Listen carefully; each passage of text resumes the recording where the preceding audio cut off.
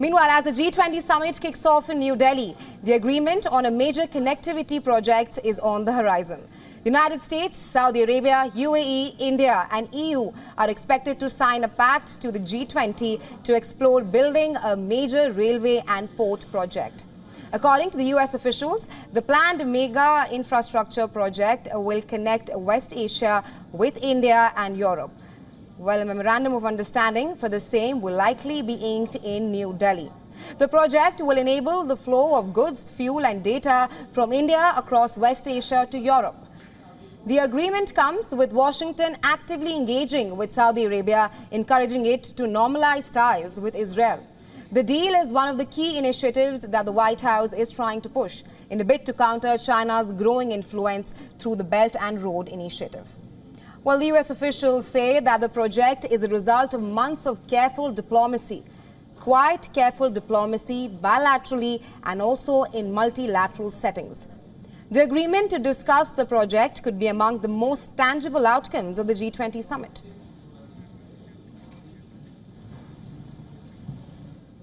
Well, for more on this, we have with us Ehtisham Shahid from Dubai. Ehtisham is editor at the Emirates Policy Center. Thank you so much for joining us on WION, sir. Thank you. Right.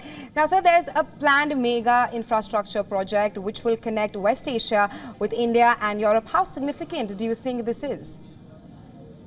It is very significant considering the fact that there's been a lot of regional rapprochements happening in this part of the world. So Iran and Saudi Arabia, which have been drawn in a long battle of attrition, if I can call it that, or at least a diplomatic spat. Now they have come together last few months. They have managed to open embassies. They are talking to each other.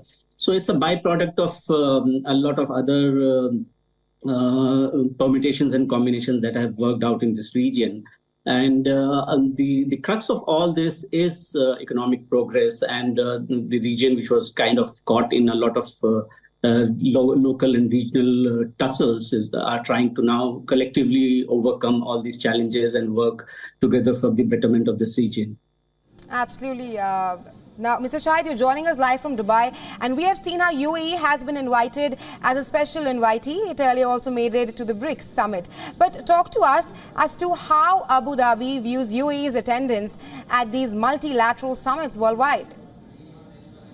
Well, that's a simple outcome of the momentum that India-UAE relations have acquired in the last few years, and this is down to several bilateral engagements. And then, of course, when the Abraham Accord happened, within 6 months or a year of that, the I2U2 emerged out of it, which is a grouping of India and Israel and UAE and the United States. So these were kind of unthinkable alliances just a few years ago, and UAE has been backing, say, for India's quest for a seat in the Security Council and other areas, and India-UAE trade has grown by leaps and bounds. So it's understandable to expect India to push the UAE's inclusion case. Now that happened in the case of BRICS a couple of weeks ago, and now getting invited here. I mean, and then now with the African Union. So you can see a lot of regional groupings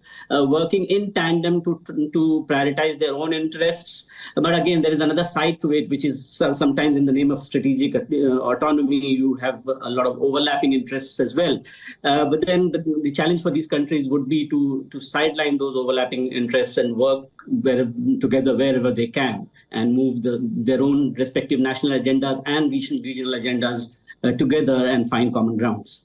Absolutely. My last question to you. Now, Mr. Shahid, the first session was on One Earth, and UAE is the chair of COP28. What kind of preparatory work can we expect from the United Arab Emirates going forward? Oh, UAE has been on an overdrive trying to get all parties to come in. It has been it's working overtime to get all the major issues ironed out before the summit starts.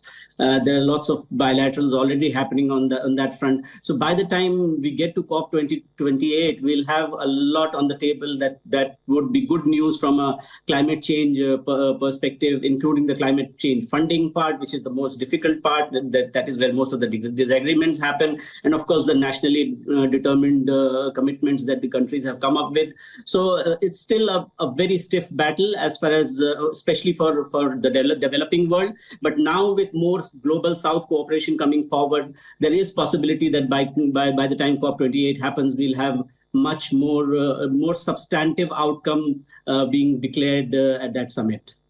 Absolutely. Thank you so much, Mr. Shahid, for joining us on WION and sharing your insights with us.